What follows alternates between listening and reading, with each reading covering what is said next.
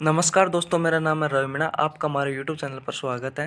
दोस्तों, हम पिछले वर्ष 2018 में जो भी ग्रुप डी के पेपर हुए थे उनके क्वेश्चनों के बारे में चर्चा कर रहे थे।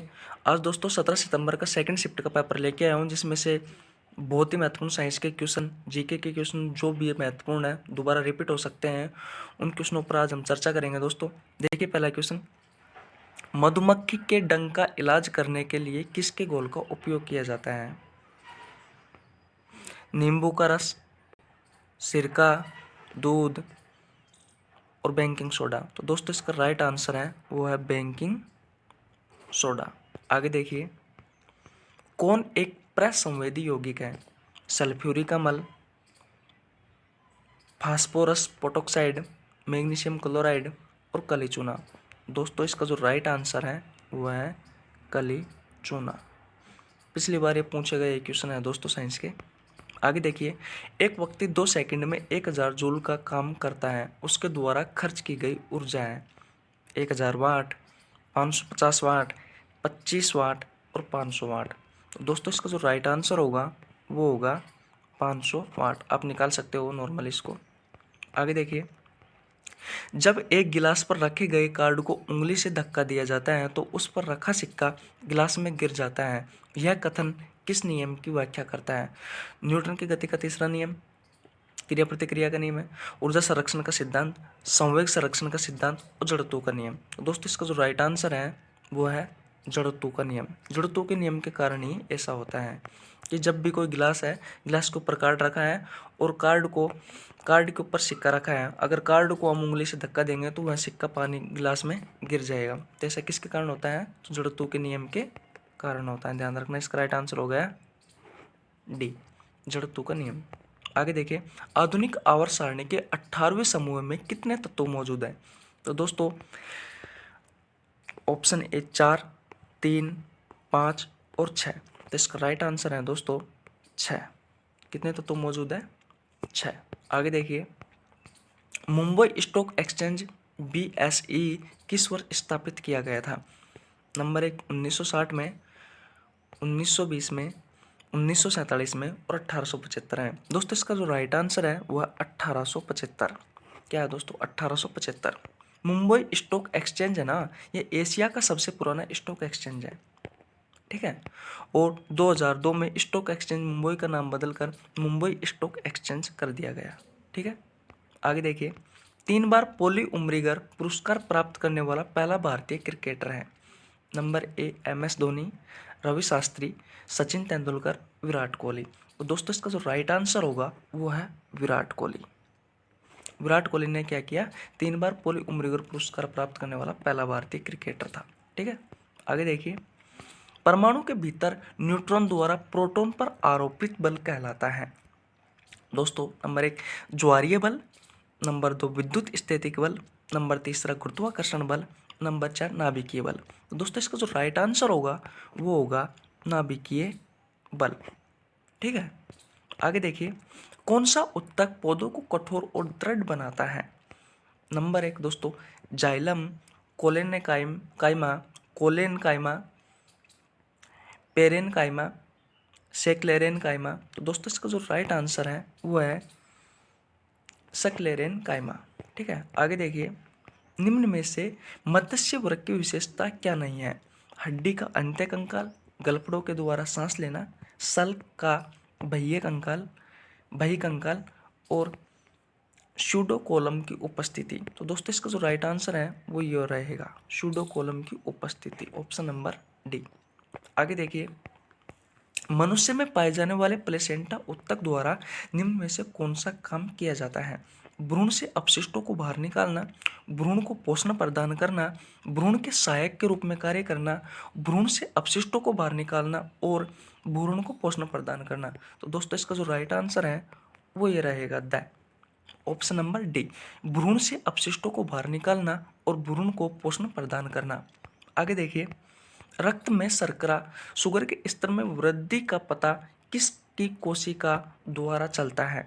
नंबर 1 गुर्दा, पित्ताशय, यकृत और अग्नाशय। तो इसका राइट आंसर है दोस्तों वो है अग्नाशय, ठीक है। आगे देखिए, जर्मेनियम, आर्सेनिक, सेलेनियम और ब्रोमीन के परमाणुओं में कितनी कक्षाएं होती हैं?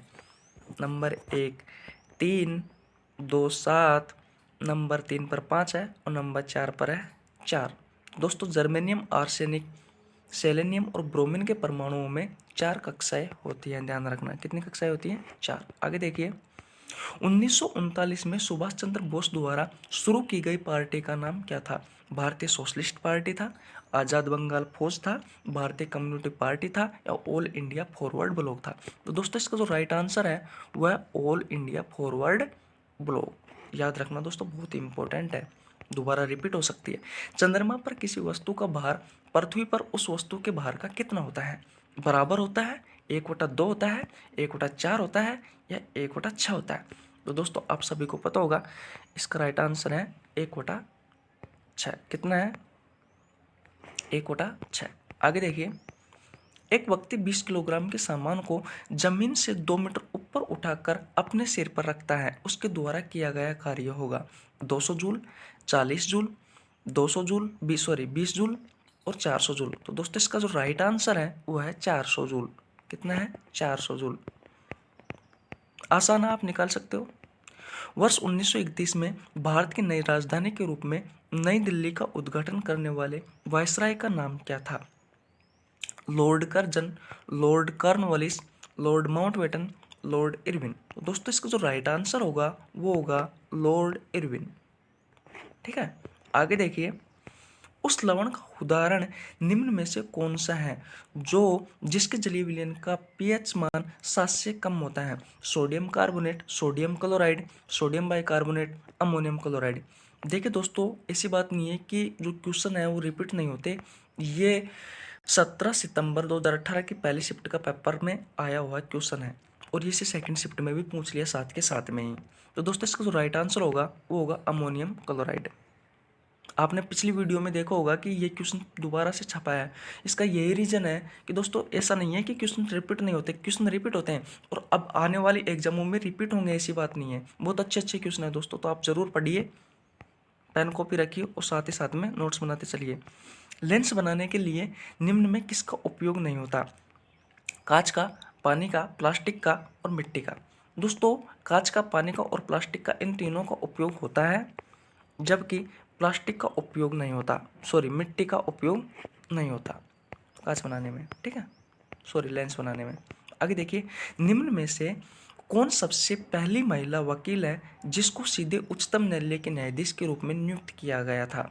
मीनाक्षी अरोड़ा, मेनका गुरुस्वामी, वृंदा ग्रोवर और दोस्तों इंदु मल्होत्रा। तो इसका जो राइट आंसर होगा वो होगा इंदु मल्होत्रा। दोस्तों अगर आपको वीडियो अच्छी लगती है तो यार चैनल को सब्सक्राइब कर दिया करो, आपका छोटा भाई तो हूँ। आगे देखिए, गारो पहाड़ियाँ कहाँ स्थित है? नागालैंड, मिजोरम, असम, मेघालय। तो दोस्तों इसका जो राइट आंसर है वो है मेघालय। तो गारो पहाड़ियाँ कहाँ स्थित है? मेघालय में स्थित है। आगे देखिए, राज्यसभा सदस्यों का कार्यकाल कितना होता है? 4 वर्ष का, 3 वर्ष का, 5 वर्ष का, 6 वर्ष का? दोस्तों इसका जो राइट आंसर है वो है 6 वर्ष का। राज्यसभा सदस्यों का कार्यकाल कितना होता है? 6 वर्ष का। आगे देखिए, किस परमाणु का उप परमाणु कण नहीं है? इलेक्ट्रॉन का, प्रोटॉन का, न्यूट्रॉन का, जीनोन का? तो दोस्तों इसका जो राइट आंसर होगा वो होगा जीनोन। जीनोन का कोई भी परमाणु कण नहीं होता है। आगे देखिए, किसी वस्तु का भार सर्वाधिक होता है भूमध्य रेखा पर, उष्ण कटिबंधों पर, उपोष्ण कटिबंधों पर, ध्रुव पर? दोस्तों ये तो आपको पता है, इंपॉर्टेंट भी है, रिपीट भी हो सकता है। तो इसका राइट आंसर होगा ध्रुवों पर। आगे देखिए, राम सेतु निम्नलिखित में से कहाँ पर स्थित है? कील नहर पर, जिब्राल्टर जलमरु मध्य, बेरिंग जलमरु मध्य और पाक जलमरु मध्य? तो दोस्तों इसका जो राइट आंसर होगा वो होगा ऑप्शन नंबर डी, पाक जलमरु मध्य। तो राम सेतु निम्नलिखित में से कहाँ स्थित है दोस्तों? पाक जलमरु मध्य। धन्यवाद दोस्तों।